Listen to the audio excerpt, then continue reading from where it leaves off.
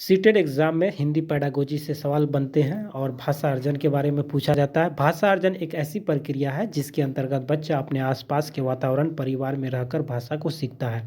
वह दूसरे का अनुकरण करके भाषा को सीखता है। एक प्राकृतिक प्रक्रिया है। इसके लिए कोई औपचारिक साधन की आवश्यकता नहीं पड़ती है। यह एक प्रकार से मातृभाषा या क्षेत्रीय भाषा होती है।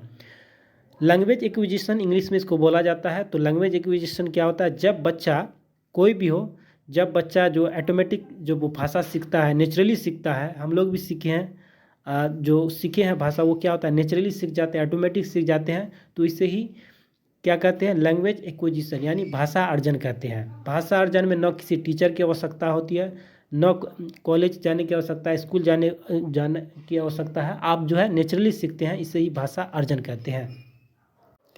भाषा अधिगम क्या होता है?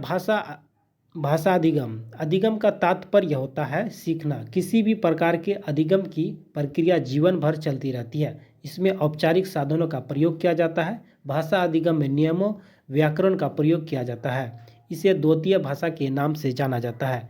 भाषा अधिगम क्या हुआ?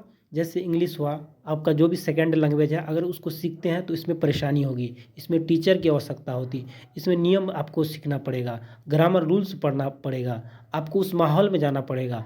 तो आपको उस भाषा को अधिगम को सीखने में, इसे ही भाषा अधिगम कहते हैं। भाषा अधिगम में क्या होता है? आपको उस माहौल में जाना होगा। इंग्लिश को सीखने के लिए क्या जाना पड़ेगा? आपको आपको इंग्लिश सीखना है तो उस इंग्लिश को बोलना पड़ेगा, आपको उस माहौल बनाना पड़ेगा। अगर आप इंग्लिश बोलना चाहते हैं तो अगर किसी अंग्रेज़ के पास जाते हैं तो उस भाषा को सीख सकते हैं।